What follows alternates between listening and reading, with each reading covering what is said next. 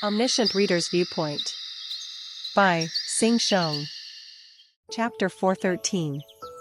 Climax. Part 5.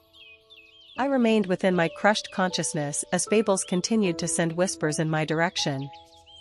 Fable, Demon King of Salvation, is continuing with its storytelling. Yes, I'm still listening. I haven't fallen asleep. Fable, King of a Kingless World, is sustaining you. I endured on while eating the fables I lived through like a newborn chick being fed. After every sensation from my skin and joints disappeared, it felt as if time had stopped moving. It was like a clock tasked with maintaining my inner balance was broken. Final dragon of the Book of Revelation is letting out a violent roar. Indescribable darkness is glaring at final dragon of the Book of Revelation. The contest of strength was still going on outside. A face-off, one calamity against the other. I could sense the vibration from this shockwave spreading from far away, even inside this fog. Although the status remained strong, the size of the vibration was gradually weakening. As I expected, it seemed that the indescribable distance was in a superior position. The apocalypse dragon was so strong that it surpassed all possible imaginations, but as a calamity, it had woken up from its seal not too long ago. It'd not be quite enough to contend with the indescribable distance that had been drifting around in the star stream for a long, long time. So, the balance of power would slowly tilt towards the latter. The problem would be with its clones, though. Exclusive skill, Omniscient Reader's Viewpoint third stage is activating. I plan to not use this power on my comrades. Unfortunately, I didn't have any other choice in my current situation. Suchachachuchit. Accompanied by the pain akin to my head being crushed, dim, indistinct images floated up to my view. The white noise was pretty intense, perhaps due to the worsening damage to the fables, but I could still just about make out the contents somehow. Go and save Kim Dokja. The chaotic battlefield appeared before me. And then, I saw the Rui Bang rocking the skies of that battlefield as well. He did come. Golden-colored thin fur danced entrancingly in the air. Zhang Haiyang, ably enduring the advent of the great sage, was releasing her newfound status towards the sky. The black flame dragon and Uriel were helping her out, and behind them, I also saw Kyrios and the Breaking the Sky Sword Saint, too. Hades and Persephone were protecting my companions from the clones. The mass-production type maker was busy loading the collapsed constellations in his X-grade Ferragini. And soon, a huge explosion noise resounded out from the center of the battlefield, and a gigantic ship suddenly made its appearance.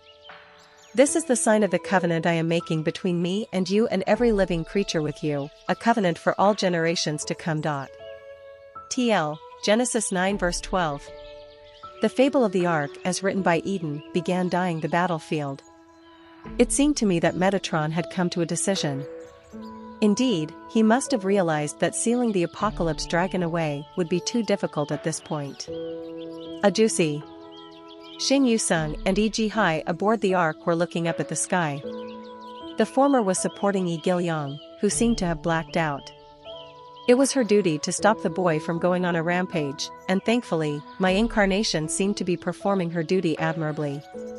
Constellations and incarnations had evacuated onto the Ark, and then, I heard the sound of the island collapsing. Constellation, guardian of the mandala, is looking at you. I thought that a faint outline of the Buddhist rosary had appeared before my eyes, and that was when I heard his true voice. Oh, dear child. It has finally come to this. I could only smile weakly towards him. You knew this would happen already. The 108 rosary beads that appeared before my eyes began emitting wondrous light. Sakyamuni must have predicted this moment as soon as I appeared in his radar. To him, the flow of time wasn't in a straight line but actually, one giant circle. He might not know of the detailed information on the future, but through the events of the past, he was able to read the present. The history of this island comes to an end here. And things will get rather busy from now on. I already knew why he'd get busy, thanks to the ways of survival. The rosary beads vibrated all at once as they became wider and wider. Soon, this island would be closed. And just like what happened tens of thousands of years ago, this island would seal the apocalypse dragon once more. This island would become a giant rosary that contains the apocalypse dragon. Please, allow my companions on the ark to escape from the island. The rosary before me emitted a faint trace of light. It was a sign of agreement. However, you can't be saved, my child. I nodded my head. I thought as much. Well, I was stuck right in the middle of the apocalypse dragon and the nameless mist, after all. Oh, dear child, I pray for stories. His true voice was swept up by the shockwave as well as the wave of the fog of darkness and got erased. My whole body began shuddering like a lone leaf in the wind. The rate of my fragmented fables disintegrating was speeding up. I curled up even more. I was almost there.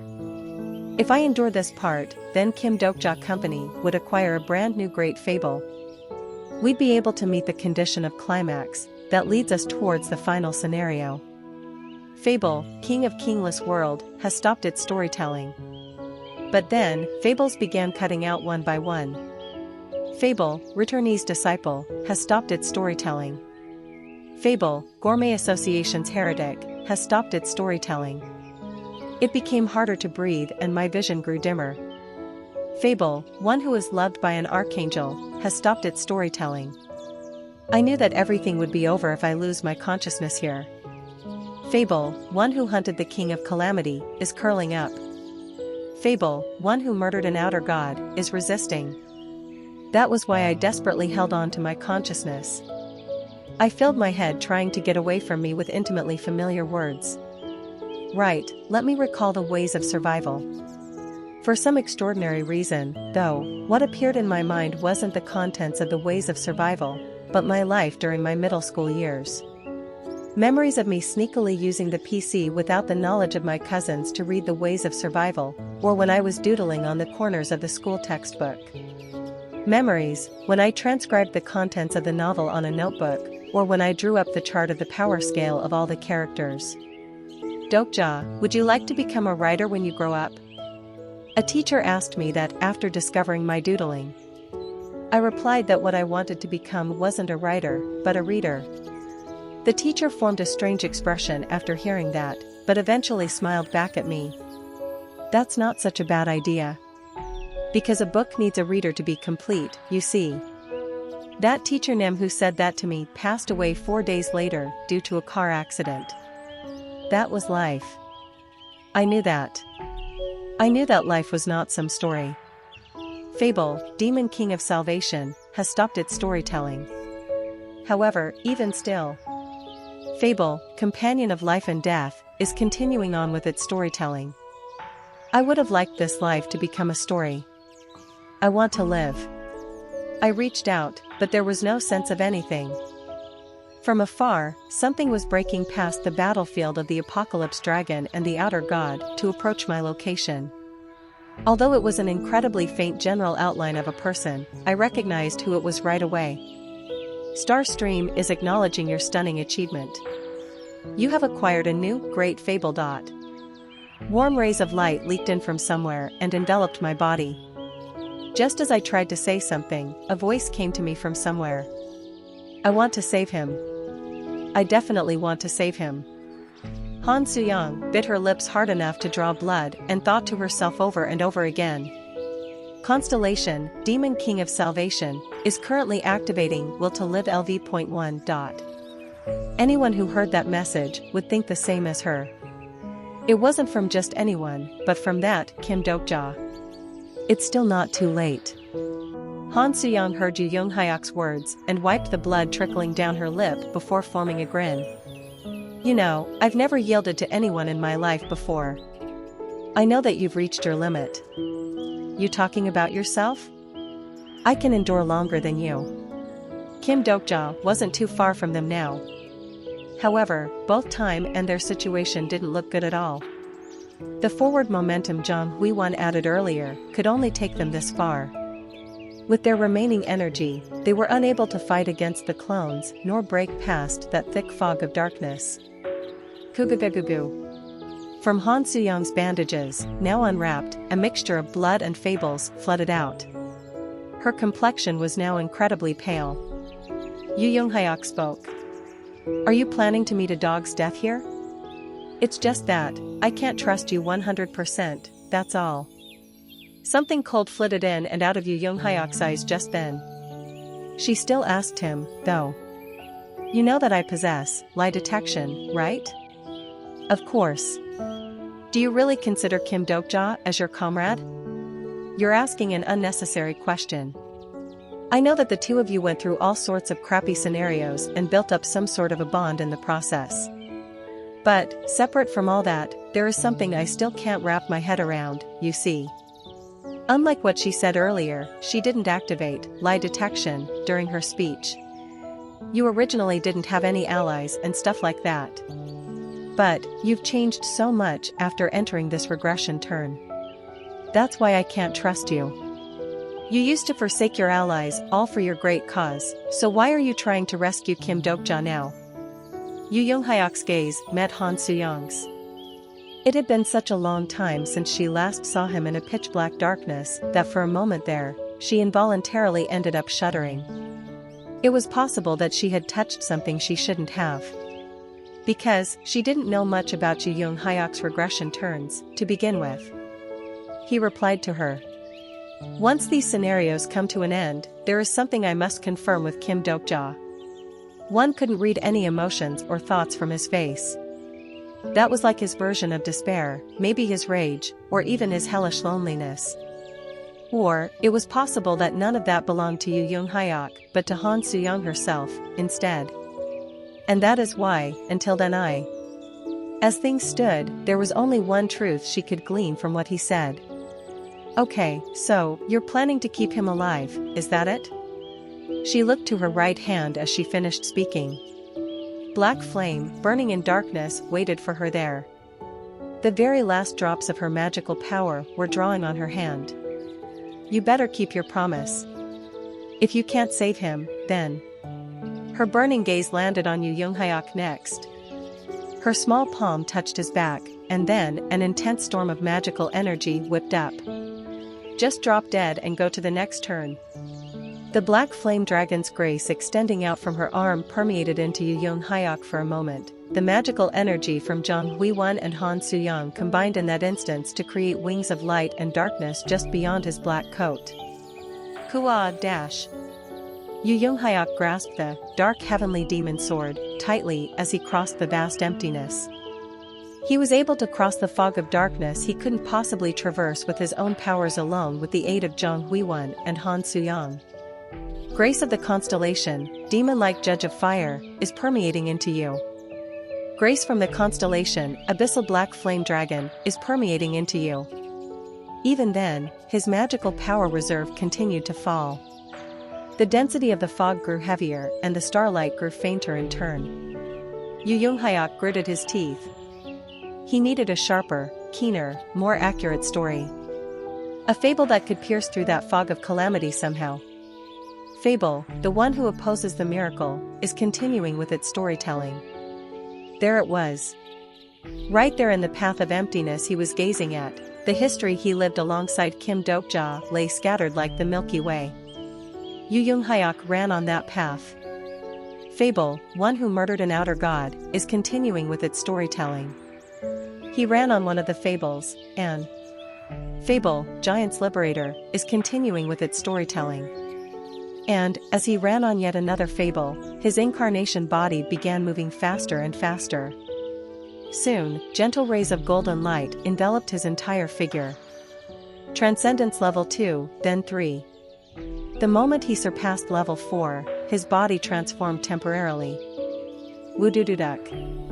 Bones all over his body screamed, and as if it had been completely overhauled, his appearance changed to become even more agile than before. And eventually, into Transcendence level 5. Fable, comrade of life and death, is continuing with its storytelling. He saw a star dying alone in the distance. But to him, that guy no longer looked like a constellation now. Kim Dokja. It was still not too late. The fables they remembered still remained, and the people who remembered him were still alive. The story he so wanted to create, it was still alive and kicking in this world. Fable, Kim Dokja Company, is continuing with its storytelling. You mustn't die in this place.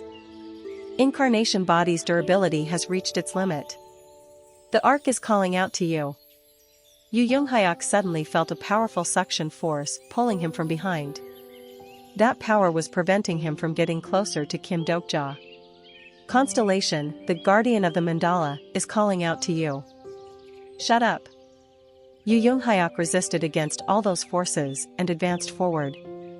Kim Dokja was right in front of his nose. 10 steps away, 9, 8. He endured against sparks tearing into his body and continued to march on. 5 steps away, 4. He reached out. He reached out towards the ends of Kim Dokja's clothes, drifting aimlessly in the emptiness. The moment his hand was about to touch the fabric, along with the sensation of his breathing coming to a stop, the surroundings began shaking. It wasn't because he blacked out or had lost his consciousness. When he regained his wits, he realized that someone was grabbing his wrist. A firm, strong hand was holding his wrist, not letting it go. And it happened to be a very familiar hand. Incarnation, Yu Young-hyuk's sponsor, is greatly shaken up. The entire world was trembling, noises of the apocalypse dragon and the outer god clashing resounded out, and in the distance, the island and its dimension disintegrating could be seen. But what Yu Young-hyuk saw just then was far, far more shocking than those sights of the apocalypse itself. Past the chaos that was endlessly ominous and impossible to determine how far it extended, a white coat exactly the same as Kim Dokja's danced in the space. This being now carried the unconscious Kim Dokja under his arm. From the pitch-black darkness, that abyss-like pair of eyes was looking at Yu Young-hyuk. Slowly, agonizingly slowly, trembling spread up from the ends of his toes, and his grabbed wrist shook like crazy. Because he knew who this being in front of his eyes was. He knew this being so well, and because of that, he couldn't say anything at all. Are you Kim Dokja, from the future? Some time ago, Yu Young-hyuk had asked that question to a certain someone. He asked that because he initially thought that only Kim Dokja knew of the story extending as far as to the 1863rd regression turn. However, now he thought back to that moment, he realized how stupid that question was. A being who knew all the stories right up until the 1863rd turn. A being who understood a story the best was not the reader who had read it, but the character that actually lived through that very story. Go back. You can't save anyone. Chapter 414. Climax. Part 6. The great battle between the apocalypse dragon and the indescribable distance. Stars continued to fall as two calamities collided, and this spectacle of the end times was being broadcast to all corners of Starstream. The end of this island is approaching. The guardian of the mandala, too, was watching it through a display panel. As the Isle of Reincarnators began to disintegrate, little bits of noise started to appear on his incarnation body. Yu Seng-ah, still stuck inside the cistern, spoke towards the guardian. But, you knew this would happen, didn't you? What makes you say that? Her soul wordlessly emitted a soft light. Currently, her new incarnation body hadn't woken up yet. Because, the you I read about in the library was. Please, you shouldn't discuss that story yet. There are those who eavesdrop on our conversation. The moment his words came to an end, the entirety of the temple was rocked by a vicious tremor. Ominous, turbid air was pressing down on the surroundings. Beastly growlings could be heard next, something emerging from the shadows cast by all four corners of the chamber wriggled noticeably. Yu Seng-ah's soul trembled in worry after sensing that foreboding aura. As the bubbles inside the cistern increased in numbers, Sakyamuni finally stepped forward. Oh, the hounds of Tindalos, it seems that you've arrived for the wrong prey today. He gently recited a Buddhist prayer, causing the shadows drifting around them to vanish in an instant, as if they were hounds searching for another prey to hunt. Only after those shadows had completely disappeared did Yu Seng-ah begin speaking again in some difficulty. What were those? Oh, dear child. The door to the final scenario draws near. Sakyamana's voice had become graver, weightier. Kugugugu. The Buddhist rosary around his neck emitting heat rose up in the air simultaneously. Already knowing what he was planning to do, Yu Sanga asked him a new question. Am I not going to reincarnate? Why do you think so? If this island is finished, then you'd also die. And I won't be able to reincarnate, then. Dear child, we have already made a deal. A deal where you'll answer my favor, and this body will answer yours. And with that, establish this world's balance. Sakyamana smiled benevolently and continued on. And that is why, my child, you will reincarnate as promised.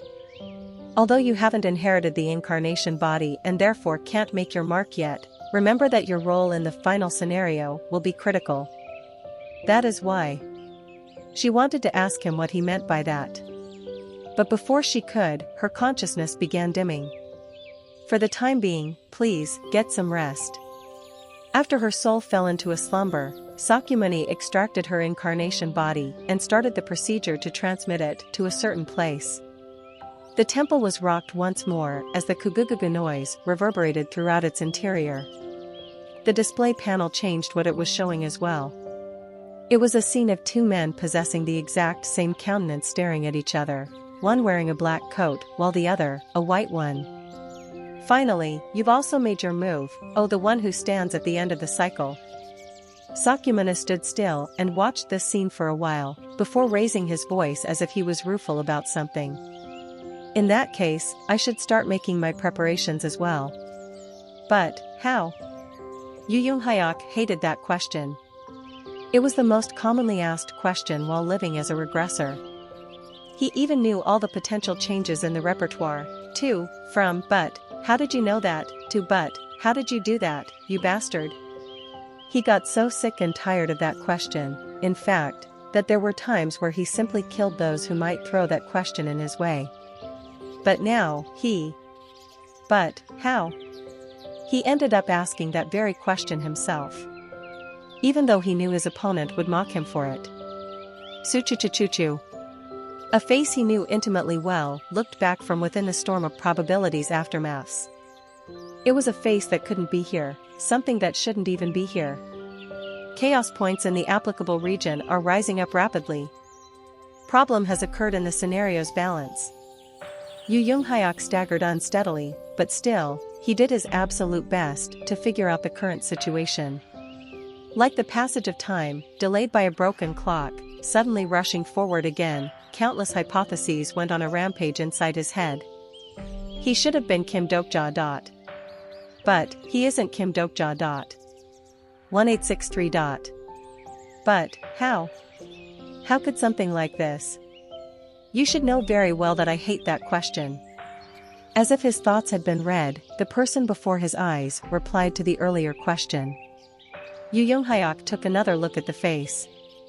The white, infinite dimension space coat, glimmering within the bright explosions of sparks, the eye sockets where a pair of empty darkness should have been were now filled by irises of the exact same size as his. It wasn't just the eyes, though, the nose, lips, jawline, and even the build, too. A figure so exact that it was like he was looking in a mirror. The sole difference being a large scar running across one of this being's cheeks. Yu Yunghyak spoke, almost out of disbelief and anger. You are not me. Correct. I'm not you. The eyes containing pitch-black darkness now looked down on Kim Dokja hanging on his waist. Constellation, secretive plotter, is looking at the constellation, Demon King of Salvation. The message landed like a final shot to confirm the kill, and Yu Yunghyak shuddered involuntarily. The secretive plotter. This being right before him was really none other than that secretive plotter? The one who sent Kim Dokja to the 1863rd regression turn, the one who told him Kim Dokja's secret and caused so much chaos, the one who sent all those countless indirect messages until now. That secretive plotter was himself who went past the 1863rd turn? Yu Yunghyak bit his lower lip after hearing a distant explosion. He should think about this at another date. Let go of Kim Dokja. His opponent was the secretive plotter, an outer god born from the chaos itself. Considering his unpredictable pattern up until now, it was eminently possible that appearance was a fake. It's a miracle that you managed to survive this far with such a slow head. Shut up, and let go of him. Or else. Or else what? Yu Young-hyuk felt his head become dizzy from the status pouring out in front of his nose. He knew that his opponent was powerful.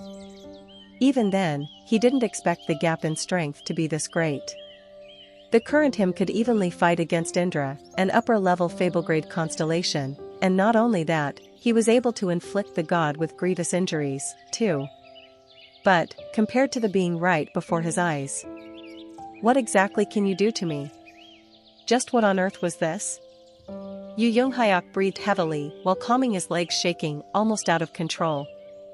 He noticed that the clones of the indescribable distance surrounding him from all sides began to sneakily retreat ever since the plotter's entrance. Something like this cannot happen. He got angry at the scenario's irrationality, and he grew furious at the star stream that permitted such a nonsensical probability. And when his thoughts reached that far, the inside of his head finally cleared up. If I think about everything the secretive plotter has done so far, then him incarnating to this place right now should be impossible. The secretive plotter was different from someone like the great sage Heaven's equal, Uriel, or even the black flame dragon. No, he was an outer god, and would need an incredible amount of probability just to make his descent to this world. Suchachachut.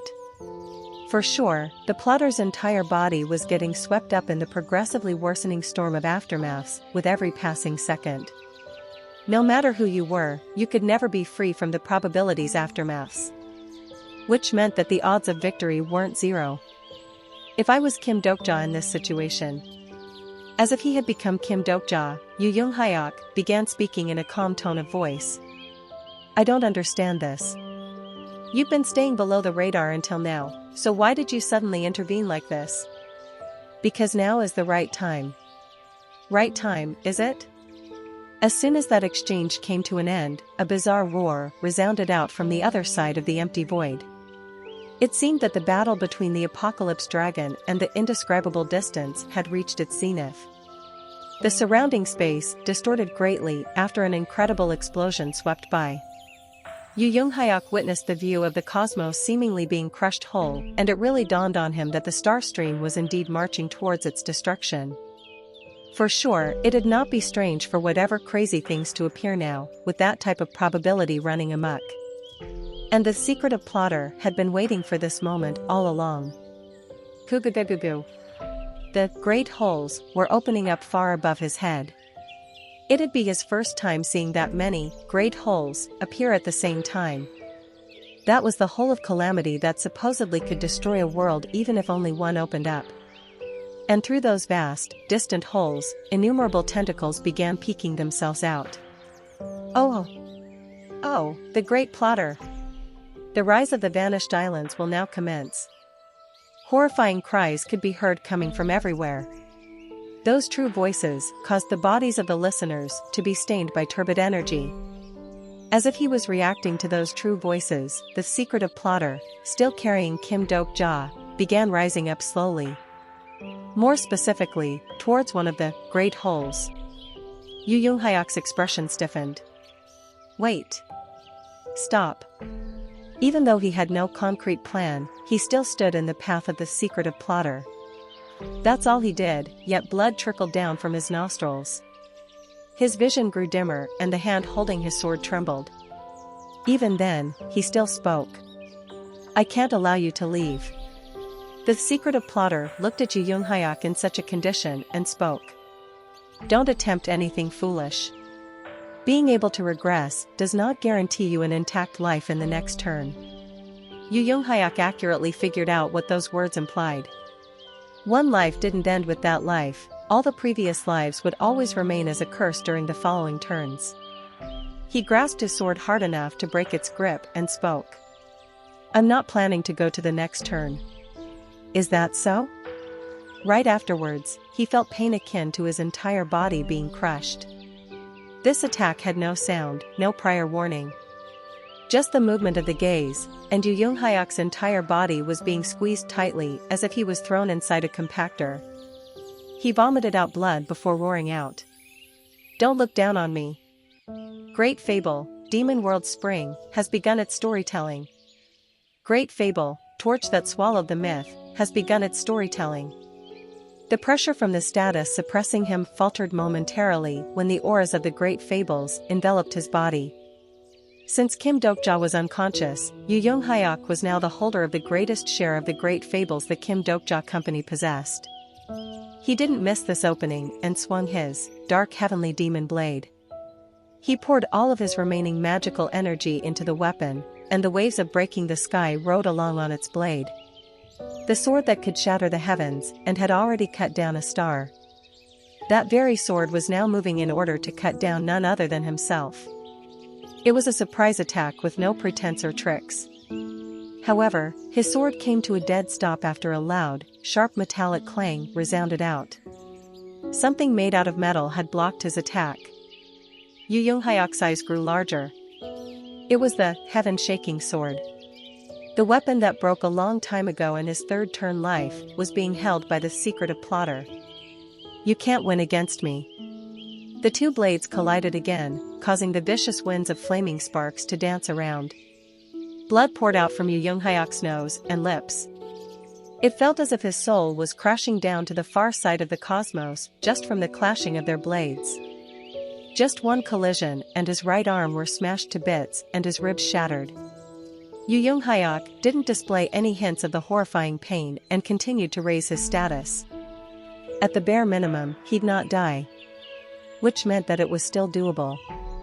"You're also handicapped, just as me." Indeed, the plotter's status was becoming unstable as seconds ticked by. Sparks grew heavier and more vicious, while Fables maintaining the coat and his incarnation body had begun scattering away. It was as if Fables that couldn't be fused had been mixed together. Without a doubt, the bastard is pushing himself. "I need to buy more time.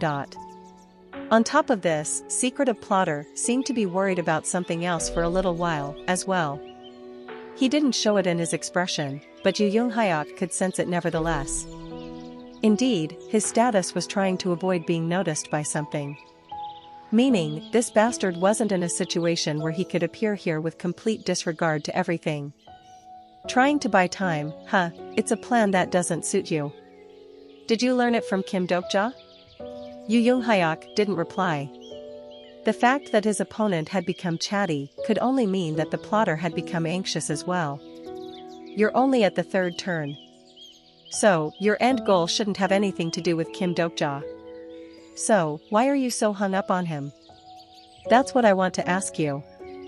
In order to reach my objective, I require Kim Dokja's presence. Then, that's my answer, too. At that moment, a faint trace of emotions flickered within the plotter's eyes.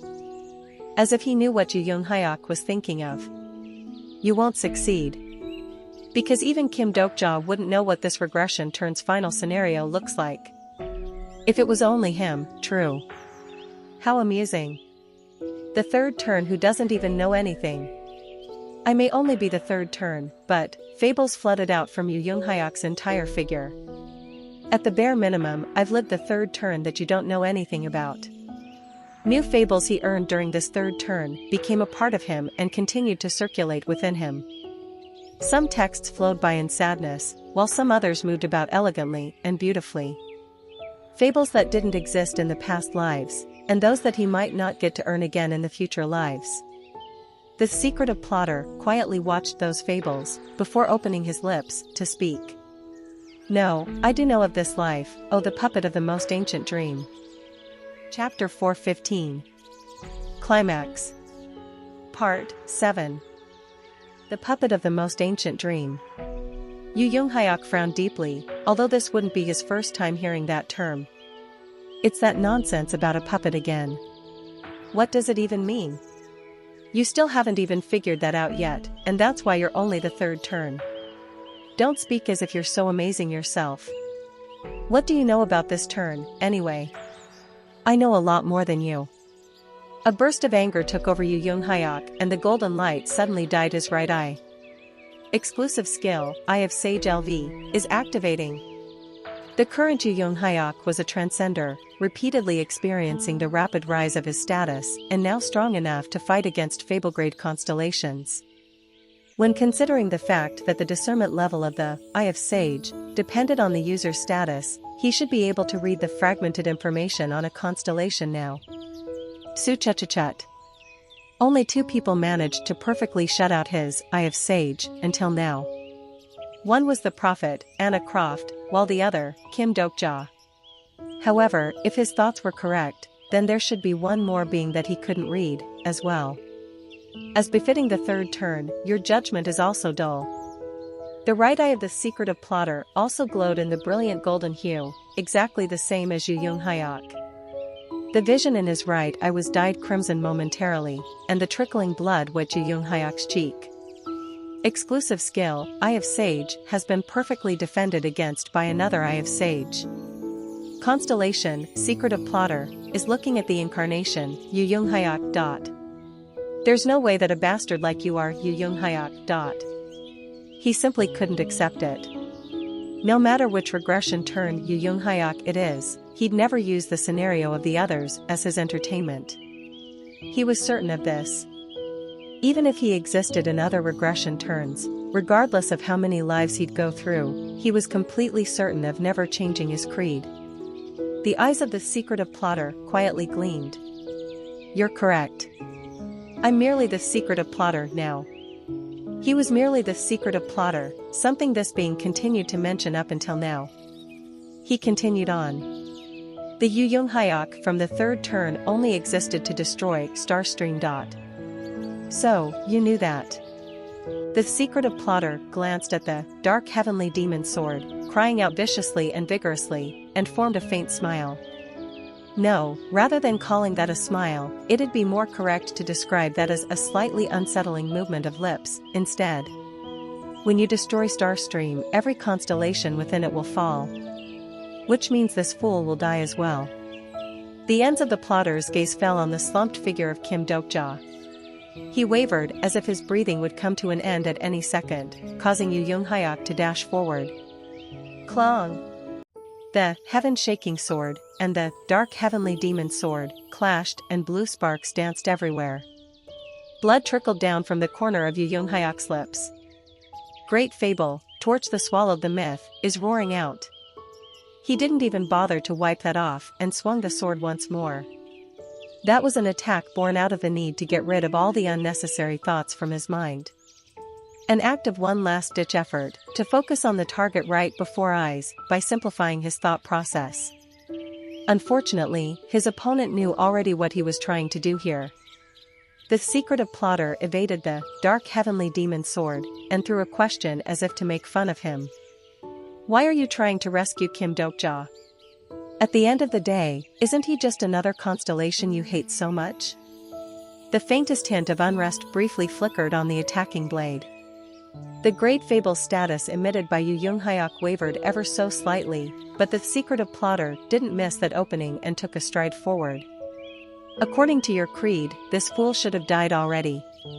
After all, there are no good constellations in this world, are there? The constellations. Beings that coveted the scenarios of Starstream, acted like voyeurs on the incarnations and their lives, and gluttonously devoured everything in this world as the subjects of fables. Technically speaking, the Demon King of Salvation was nothing more than a constellation, just like them. And the current Yu Yung Hyuk's goal was to destroy all constellations. However, he didn't kill Kim Dokja after the latter had become one. But, why not? It was a question he couldn't readily answer. That was why he also had been delaying facing it, too. Why did Yu Yung Hyuk not kill Kim Dokja? All those human connections surrounding Kim Dokja briefly flitted in and out of Yu Yung Hyuk's mind. Shin Yu-sung and Kim Dokja, Lee Gilyong and Kim Dokja fighting against other constellations. Kim Dokja, who sacrificed his life for his comrades. And Kim Dokja, dying in such a wretched state like this in the end. Kim Dokja, he. Fragments of fables floated around Kim Dokja told his tale as he lived as the Demon King of Salvation. Yu Hyuk knew of those fables, too. They were the ones he also lived through, as well. Bot. Biyu's voice came from very far away. Yu Hyuk heard that voice, and slowly opened his lips. He, the demon king of salvation, might be a constellation, but there were no good constellations in this world. That belief hadn't changed in Yu Hyuk's mind as he lived through the 0th turn all the way to the current 3rd turn, a total of 4 lives. The only good star was a fallen one, a good Dakibi was a dead one, and there was no such thing as a good scenario. Even then, Yu Hyuk was betraying his own creed right now. That, Kim Dokja. He isn't a constellation. No, he's simply a human. Even though he knew that made no sense. Kuryak. Something cried from within its hiding place in the darkness. Kuryak, Kuryak, Kuryak. It almost sounded as if the darkness itself was crying. No, it sounded perhaps more like laughter, instead. Right in the middle of that darkness was the secretive plotter. The puppet of the most ancient dream. You don't know anything about Kim Dokja. The heaven-shaking sword, gripped in the plotter's hand, let out a lonesome howl. That was the sword song, possessed only by a being who had endured a life no one could possibly understand. Yu Hyuk raised his own momentum, not wanting to be pushed back. Do not speak as if you know something that others don't. Rather than a verbal answer, the secretive plotter lightly tapped the unconscious Kim Dokja. That caused fables to tumble out of him like the tears of a child trying and failing to hold himself back. I'm Yu Hyuk. The young Kim Dokja said those words repeatedly. There he was, leaving the cousin's place to live alone and receiving wages for part-time work that was well below that of the minimum hourly wage. I'm Yu Hyuk. It was a humble and rather common story, poverty seen pretty much everywhere, a down-on-luck tale commonly found everywhere. A story so common that it was not even worthy of a novelization treatment. And there he was, Kim Dokja, living such a story. I'm Yu Hyuk. Here was the main character who moved through high school, university, the army, and the company while repeating those words. While reading the web novel, while empathizing with its lead character, while being encouraged by the story, while being moved, enraged, and saddened. I am. That's how Kim Dokja had lived. While reading Yu Hyuk's fable, he survived a common and unremarkable life. In place of his own misfortune, he substituted it for Yu Hyuk's, and rather than his own misfortune, he consumed Yu Hyuk's deaths instead, while writing comments, while meddling in with the story itself. Dear author Nim, how about you do this in the next episode? From his birth, Kim Dokja has been a constellation. The plotter's figure was getting more and more unstable. As if he was being influenced by the deep darkness, the ends of his white coat were scattering away into black pieces. And just like that coat, Kim Dokja's life was crumbling away as well. He's a constellation who consumed another being's life to extend his own. Yu Hyuk got to peer into such a life of Kim Dokja. He had seen those fables some time ago. He remembered seeing the fragments of those memories back when Yu Sang-ah forcibly sucked him into that place called the library. The 3rd turn.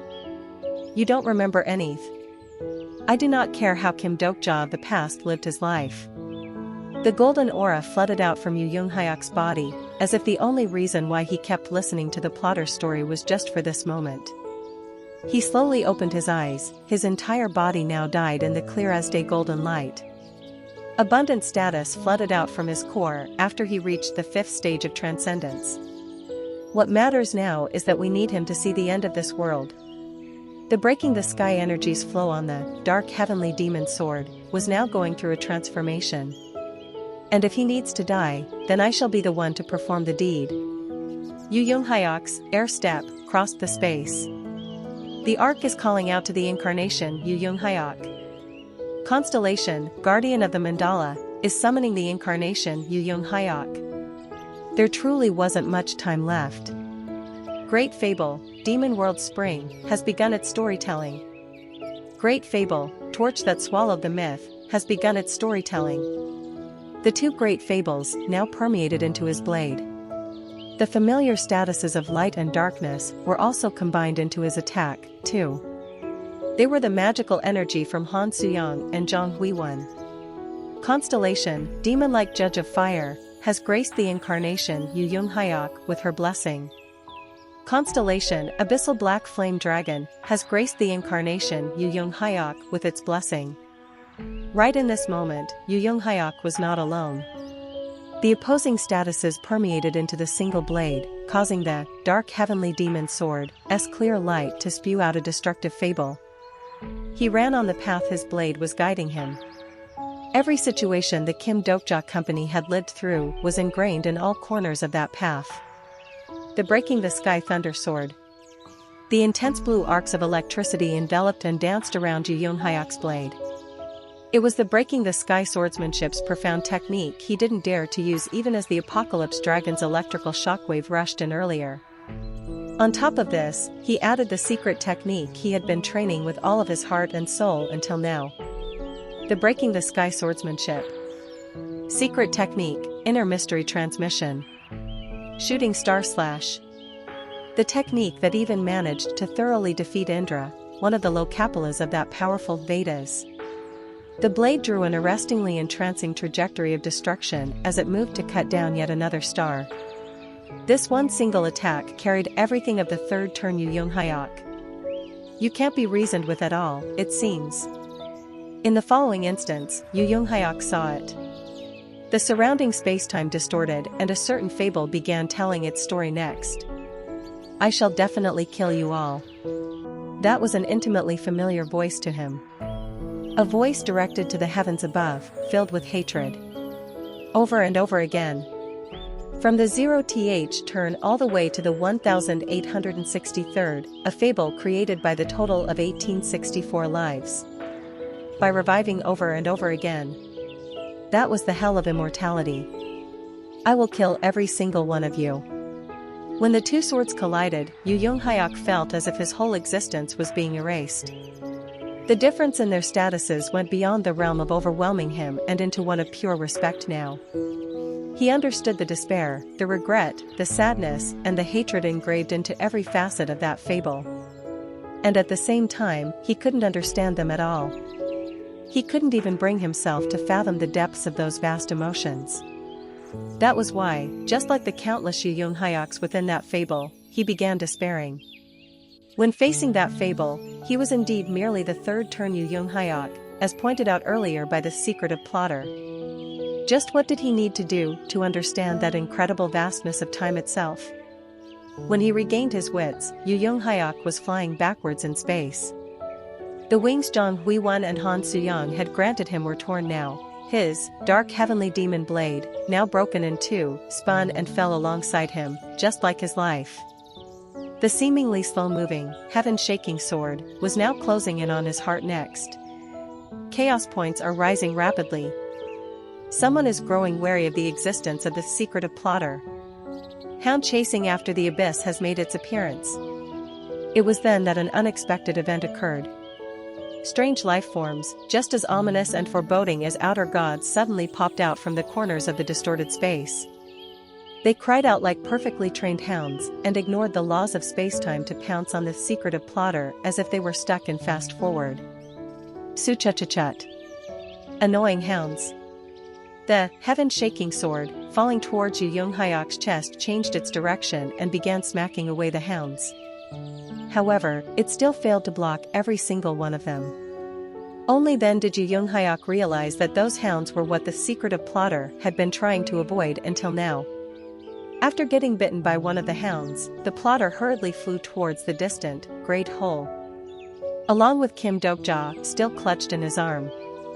Yu Yung Hyok extended his hand without much energy, but by then, the star had grown far too distant to reach. He no longer possessed any strength to go to that star now.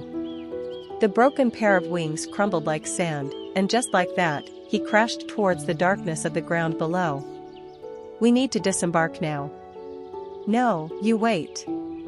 My master and Ajusi haven't come back yet. The cold sweat drops oozed out from the troubled master of the Ark as he watched Iji Hai make an unreasonable demand. The conclusion of the 89th scenario, final dragon of the Book of Revelation, is impending. There were only 30 seconds remaining until the closure of the island. They had to leave this place in the next 20 seconds at the latest. In the end, the master of the ark made his decision and was about to start rowing the oar, but then... there they come! Something was falling from the sky above. It's Yu Hyok. An unconscious man in a tattered coat, Yu Hyok, was falling towards the ground. Master! What happened up there? E.G. Hai leapt up, caught him, and returned to the Arkansas. Both Han Suyang and Zhang Huiwen quickly came in closer to shake him around. Hey, Yu Hyok! Why are you alone? Where's Kim Dokja? What happened to Dokja SSI? Yu Hyok didn't reply. Realizing what that signified, both women looked up towards the sky, but then, the ark began moving. And no, wait. Hang on for a sec. There's one more person still coming. I said, stop. God damn it. Unfortunately, the words of the companions were swept away by the shockwave, as well as the fog of darkness belonging to the indescribable distance, crashing in viciously. Location for the scenario is shutting down. Warp is starting. Constellation screamed.